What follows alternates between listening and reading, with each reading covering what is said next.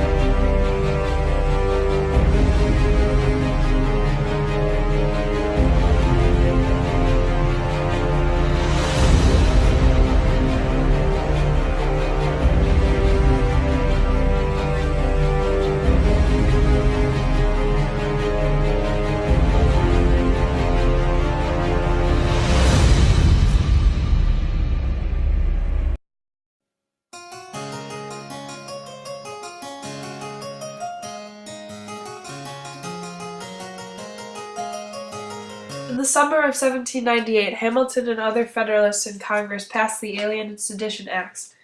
The Federalists made these acts to benefit the country at large. It protects the United States against unqualified immigrants that are flooding the voting polls and creating a tremendous imbalance in our fair Republican system of government. The Sedition Act was put in place not to take away from any rights of our loyal citizens, but rather protect the citizens because cruel words against the government that go unpunished can encourage violence and possible anarchy, as it has already occurred in France.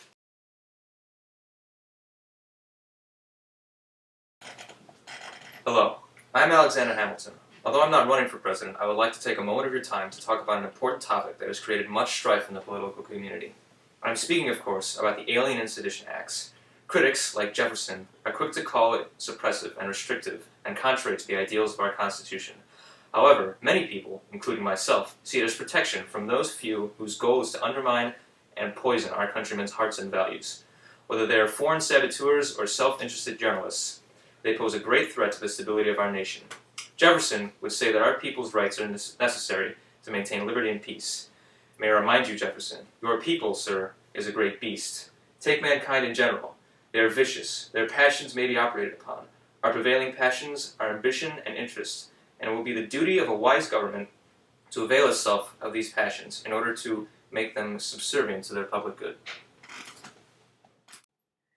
The Treaty of Alliance with France in 1778 was put in place to help defend the French West Indies, but now that France has entered into a war with Britain in 1793, a neutrality proclamation seems necessary for the fate of America.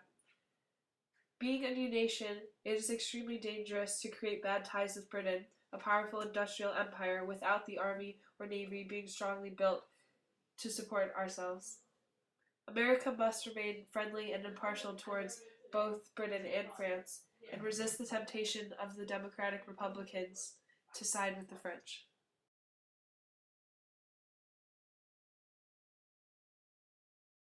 Were it left to me to decide whether we should have a government without newspapers, or newspapers without a government, I should not hesitate a moment to choose the latter.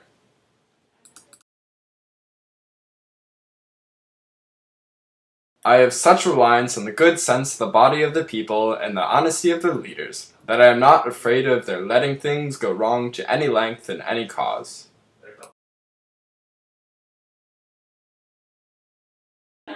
All power is not delegated to the United States by the Constitution, nor prohibited by it to the states, are reserved to the states or to the people.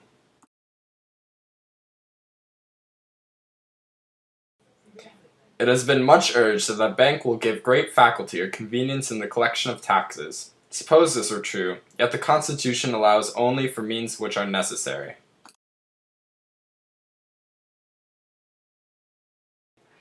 I think our government will remain virtuous for many centuries, as long as the people are chiefly agricultural.